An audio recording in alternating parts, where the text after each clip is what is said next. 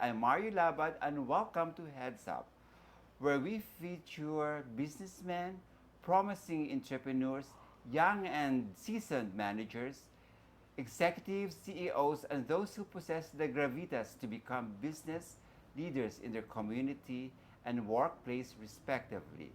This is your chance to learn and get some tips and encouragement on how to start and manage a business and be an impactful business leaders in the future. Our topic tonight involves a Singaporean company that has something to do with online classes, and it's called ClassIn. They have been in the industry since 2014 and has served 50 million educators and has taught students from 160 plus countries.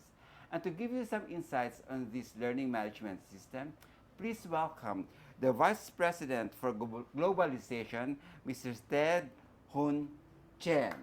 Hi, sir. Welcome to Heads Up. Thank you and so much thank for you having me. for accommodating us in your busy schedule for this day.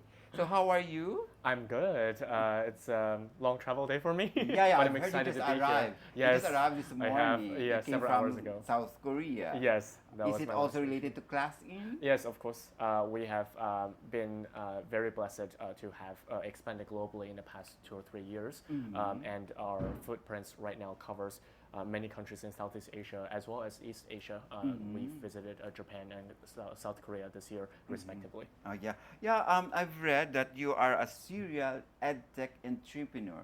What does it mean? Yes, so it means I have been involved in developing technology for the education sector, for schools, educators, and teachers and students for many, many years. And I started my first company second year in college, and I 3 companies after I joined ClassIn, and that was my recent journey. Still very much within. You finish business philosophy? Yes, that was my major in college at Peking University. Yeah. Okay. Then how is your course related to ClassIn? I'm just wondering, how is philosophy related to That's ClassIn? a wonderful question. I've been asked that many times. The thing is, philosophy as a subject is highly versatile. It teaches you logical thinking skills. Exactly. It asks you deep questions about how do you view your life. And I think that was the inspiration because it asks about big questions like, what good would you like to create for the world? And for me, it's about informing and inspiring other people. And what industry is better at that than education? So how many people have you inspired?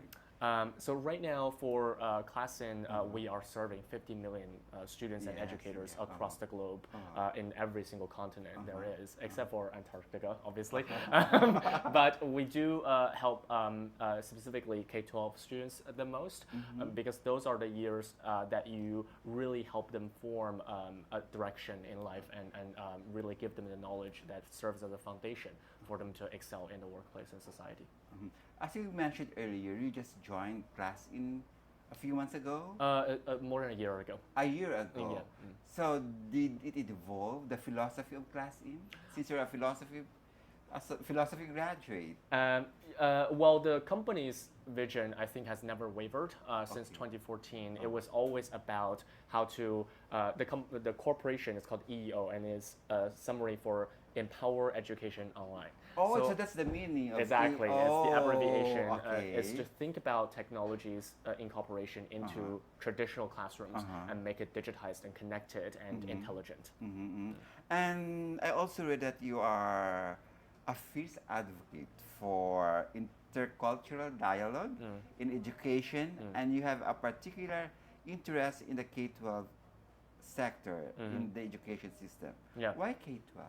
Yes, we touched a little bit on this. So in my opinion, K12 is the time where students really form an understanding of who they are and what they want to become.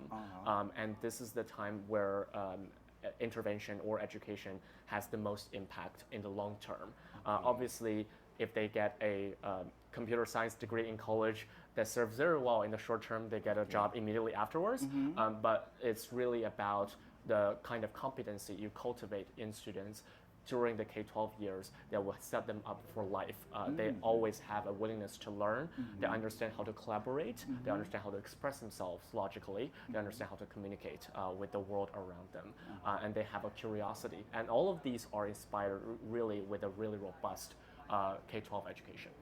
What if the country has no K-12 program? Sorry? What if a country you want to extend ClassIn has no K-12 program?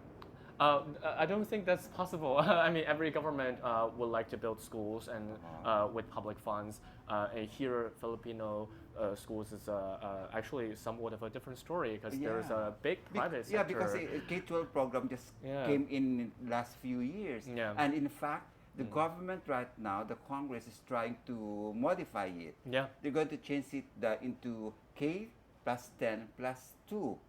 So the last 2 years will be Skills. optional. Yeah, exactly. Uh-huh. I think that's also a lot of the countries are looking at how long should K-12 be, really. And there's big debate on this specific issue. I'm not going to get into the details of it, but I do agree a very solid K-8 is the foundation, right? Like up to, that's about 14, 15 years old.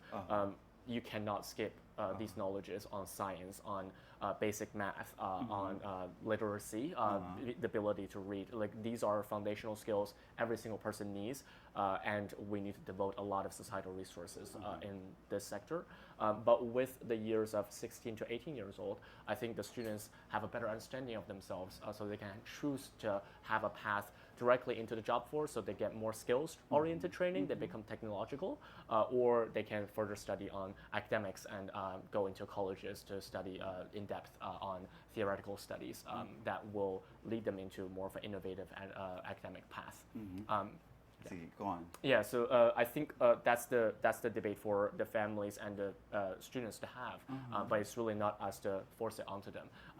The role of ClassIn in all of this is that we build a technological infrastructure to help you learn anything at any age. So we don't discriminate against any school age. We really want to help them all.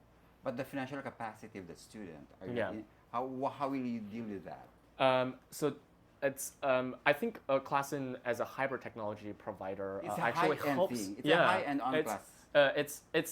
Well, in terms of technology, it's high-end because it's very complex, right? It's very hard and to the financial build. capacity of the student, isn't it high-end too, to be part of ClassIn? And that is the point I really want to make is that with hybrid implementation, the students don't have to go to a physical school. Yes. And that saves cost on the school operations, and that makes the tuition go lower. And they will be able to expand learning hours so the students can learn from any time. Like traditionally, 8 to 9 in the PM is time you spend going from school to home and from home to school, and that's wasted time basically for the student. And now if you use hybrid, you can be taught at that specific hour in the comfort of your sofa. Yeah, you mentioned about the hybrid. When you say hybrid, it's both the online and the physical. In person. So how will you, assist the kids who are not really that, capable of having both? So they have the option. The amazing part about the ClassIn technology is that we both provide the software that is purely, if you have a phone, you can use it. Yes. And the hardware is really something, the big screens that you see outside, that's incorporated into the traditional classrooms. So if the teachers teach on these platforms, they would be using the ClassIn software as well. So the Blackboard they're writing on, that's our software technology. Yes, So the students, if you're joining in from afar using your phone, you'll be able to see exactly what the teacher is writing on. So even if they cannot afford offline school, as long as they have the ClassIn software, they'll be able to be connected to a school that uses ClassIn technology and learn from them directly. But how affordable are your modules? Well, that's up to the schools to price. It's not really our dictation. But you have no intention of putting up your own classrooms? We do not. No, we do not operate schools. We do not teach. We do not have... you just sell the modules and the software? We do not sell the modules even. We sell the software. The software. We sell the software and the screens, the microphones, the technologies, really, the software and the hardware to enable connected learning. So far, what inspired you to be part of ClassIn? Yeah. As I mentioned, I started a couple of companies in this Yes. space, and At a very young age. You're at a only very young age, 26. when I was still in college, I started my first one, and it's once you get exposed to this industry enough, you understand that education is a slow burn industry.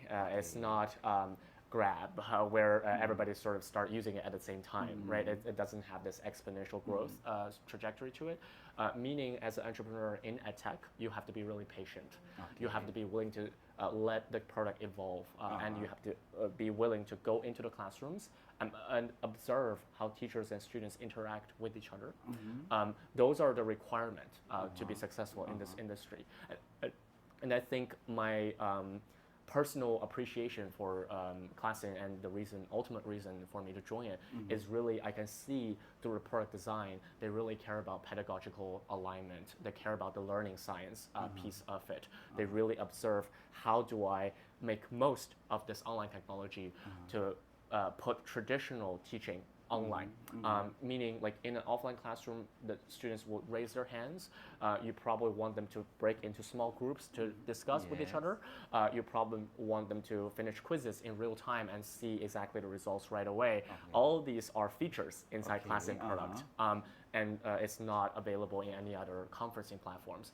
So it's within that contrast, the understanding of, oh, this product really is built for schools and educators, that I think is a worthy cause to be devoting my time in. What do you think is the biggest strength of online classes compared to the traditional one? Yeah, I think depending on the perspective you're looking at.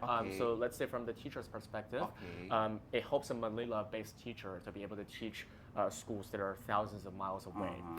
It really expands the learning resources and the quality of teaching to remote areas. So this advances the teacher's fulfillment, as well as from a governmental perspective, it's educational equality for everyone. For the students, I think the current generation of students, they grew up in an age where device is just natural to them. It's native to them. They were born with it probably. And they were so comfortable with using devices to learn. So that is really the orientation we want to be catering to. We know that the students want this, so we give that to them in the way they prefer. And we want to make it as adhering to educational science as possible, so that even if they're using a device, they're not thinking about, oh, how do I gamify this? Can I play a game with this?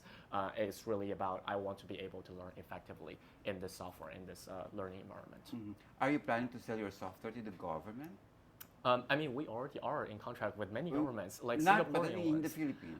Not currently in the Philippines, no. I'm asking you that because we also have a blended learning system right now because of the pandemic. And in 2 years ago, there was a study conducted that the blended learning is not effective among young learners. So how are you going to reconcile this? That's because the tools that are being utilized are not effective. We have concrete evidence across 20 years. This is a recent research in 2022. A group of researchers looked at meta-analyses, meaning in academic sense, they pulled in together, I think maybe 20 years of research across 80 different papers, and concluded that blended learning actually is effective. And we have concrete evidence that the students actually prefer this methodology than fully in-person classes now. In UK, in US, more than half of students say this is the way I want to go to school, as opposed to fully in-person. This is my number one option. So we know both from the students' attitudes and from concrete academic research that this is a thing that works for us. And the reason why we see so many people have grades dropped or have dissatisfaction with joining in purely online is because the technology they're using are not built for education. They're using conferencing apps, right? But maybe because the capacity of the country you're talking about, they're rich, the UK and the US. How about the third world countries? I think it doesn't differentiate that much, really, in the sense that the students' orientation towards device, the students' affiliation to digital learning is a global phenomenon. If you look at social media, everybody uses social media. It's not just UK kids are using social media. Because of Facebook, TikTok. Yeah, exactly. But not the learning process that you're on the I disagree. I think with entertainment, and education, they're both content industries. Okay. They're rooted in content, and they're rooted in the belief that delivery of content really impact people, right? If you look at TikTok and you scroll it every 3 seconds versus a teacher teaching a really engaging way and for 3 minutes, they both deliver impact. Obviously, I'm not here to judge TikTok and what its effect is on society. What I know is I'm building a technology. I'm helping to publicize a technology that I really believe that has positive impact on people's learning. But who formulates the curriculum of the program? Yeah, so one of the ideas of developing ClassIn is the separation between the content part and the technology part. So if you use one of the tools like breakout rooms or virtual labs or screen sharing or collaborative document, right? All of these are content agnostic. We don't care what subjects you're teaching. Please expound more on that. Yeah, of course. We don't care about the textbook you're using. We don't care about what kind of essay you're writing. The tool is there. As long as you know how to use the tool, you can basically teach and learn anything with these technologies, right? So the content and the curriculum really comes to the mind of the teachers. What do you decide you want to instruct? And we have a cloud drive unit, a module in our platform to be able to let you organize all of these files, the PPTs you already developed in an offline classroom, the quizzes you want to test the students after the classroom. You can just upload all of that into the cloud drive, and then when you are inside the ClassIn virtual classroom, you just double click and it just shows up. You can put a video here, you can play a PDF here, and you can drag your students' video feeds and place them however you'd like. It's a highly configurable classroom interface for the students to engage and learn. How do you accept students? Again, that's up to the schools. You can decide whether you want to. So it's going to be coursed through the schools? Yes. Yes, the So school that's the have to system. purchase the technology, and then they enroll the students inside ClassIn. We don't actually go out and say to a random student on the street, please use ClassIn. No, that's not what we do. So who monitors the success of the program? The success of the students' program? The school also, or you? So we do that, obviously, and the schools sometimes they want to have a curated dashboard. We'll be able to create that for them.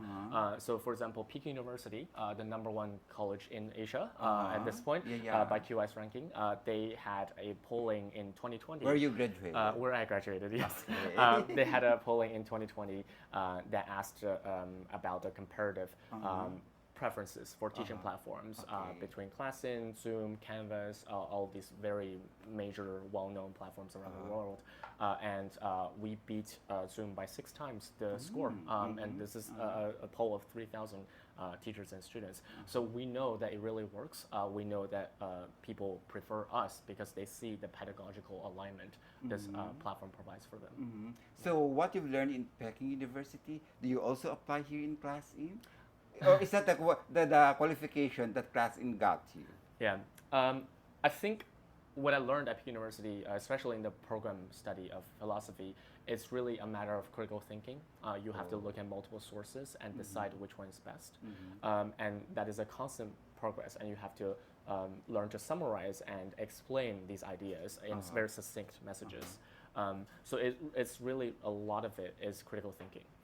And I think ClassIn is rooted in the belief that we want the students to participate. We want them to be part of the activities that the teachers design. This is in direct opposition to previous ways of teaching, which is the teachers show exactly what the students should do, and the students copy paste them. Like, I'm showing you a skill, you learn the skill. This is not what we want. We design the classrooms in a way that is, in the Western term, constructivist, meaning the students build competency by their own initiative.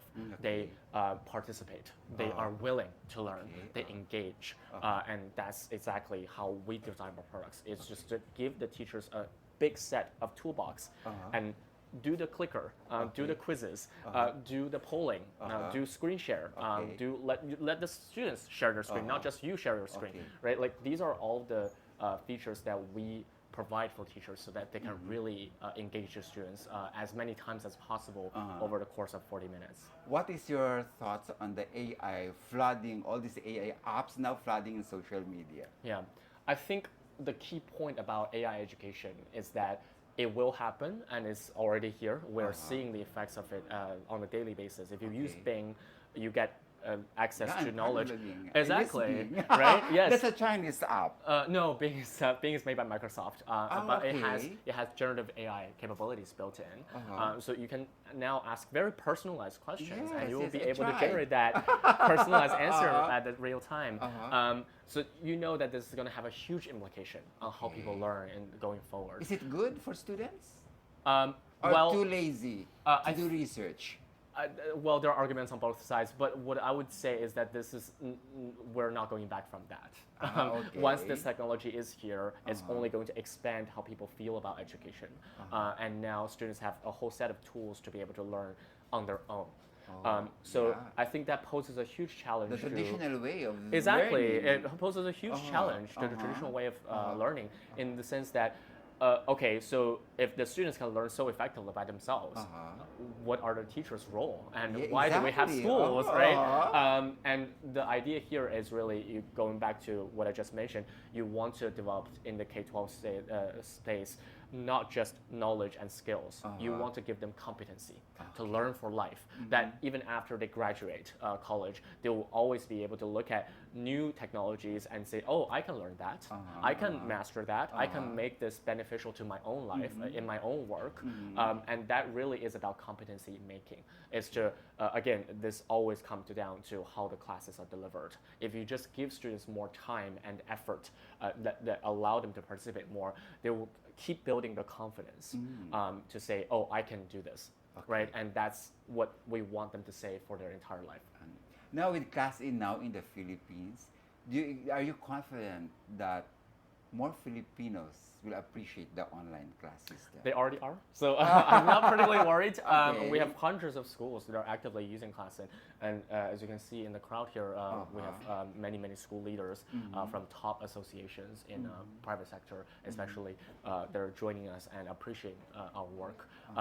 And going forward, I think my hope for the Filipino schools is really for them to see that this is technology that is not just bound to the best schools. It is a technology we make for every school.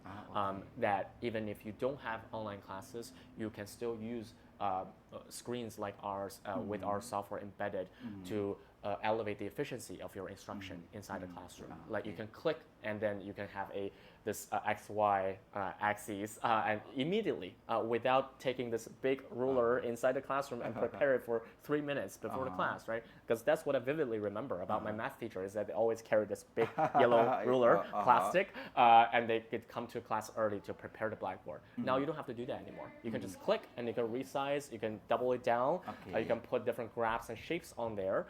And so it's always a very dynamic process of learning. And you can always bring people in from other places that are remote and be able to have them participate inside the activities just as they're inside the classroom.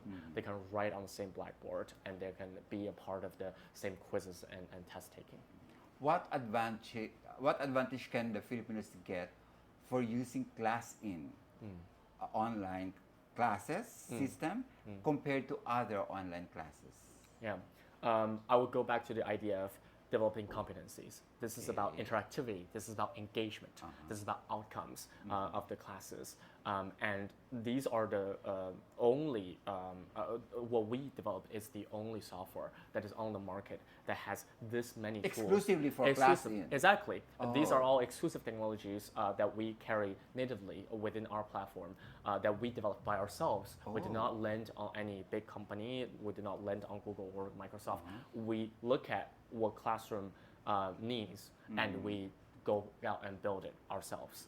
So this is the set of tools that I believe every teacher should be equipped with so that they can digitize their material, they can digitize their teaching, they can think in a more intelligent way because they have more data to give them feedback on what worked and what didn't. And they will have better efficiency in instruction because they have one-click access to hundreds of teaching coursework, from like how the cells look like in a human body to how do I draw this alphabet on the blackboard, and you'll be able to engage students in so much interactive modalities, like people can build and draw and write at the same time, right? So all of this points to just the amount of learning potential that we unlock in interactive teaching, and that is the unique power of the ClassIn interface. How often do you update your modules and your curriculum? Yeah.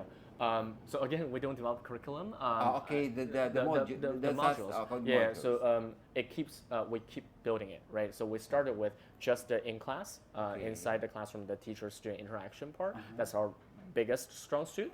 And then we build another module on it that is the drive, right? So where you store all of your files. It will depend on the demands of the school. Of course. But note that whatever we build, so we build a drive and then we build the learning management system to help you also propose to them. Yes. We have this new curriculum or new module. Are you interested? Yeah, just like that. Exactly. Oh. But all of it comes from a place of we think this really benefits the learning journey of the students, instead of as opposed to our competitors who are built for employees, right? In companies, we really care about the schools, institutions, and how they manage their learning journey of the students. Yeah. Are students from the Southeast Asian region that receptive with this kind of online classes? Southeast Asia is surprisingly our biggest market so far in the Really? global markets. Yes. Outside Europe and the US? Outside of China, yes. This is the biggest market. We have about, I think, close to 1,000 clients in higher ed institutions, in K12 institutions, in tutoring companies. We serve, I think, top 8 of the top 10 ESL tutoring companies in Vietnam. And we have hundreds of clients in Philippines, and I think many prestigious universities in Malaysia is adopting the entire technical infrastructure that we provide here in the conference, and we're contracting with the Singaporean government to pilot our virtual lab product, the STEM drag and drop STEM experiment product, into several of their primary schools and hopefully the entire country. So we know that this market, despite for how people think it's technologically still a little bit behind of the developed world, and has some connectivity issues, but we believe our technology is adaptive enough to the needs of this market, to the hardware equipments of this market, that it has already demonstrated its attraction to so many clients of ours. Oh, wow, that's nice. So, okay, Mr. Chen, at this point, it's your time to invite the public about ClassIn. Thank you so much for joining us on this program. I would like to invite you to go to classin.com and see for yourself how ClassIn enables hybrid education everywhere around the globe, but especially in Southeast Asia. We hope you read case studies and in how to transform your schools digitally into a connected and intelligent classroom, and so that you will benefit your students and your teachers in having your digitized solutions in education as soon as possible. Thank you so much. On that note, thank you very much, Thank Mr. you. Chen, Thank you, Mary. and good luck. Thank you. ClassIn in the Philippines, and hope to hear more of you. Oh, thank you. In the coming days to come. Yes, okay? will do. Thank you. Thank you.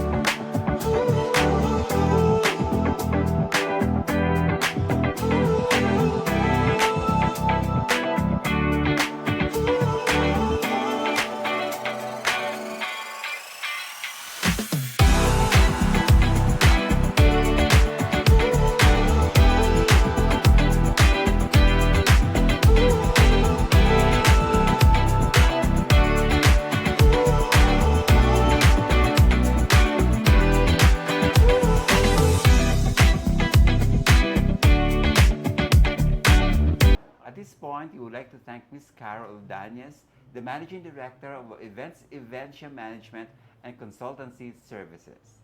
Till next week, as we bring you more inspiring stories on business-oriented episodes only here on Heads Up.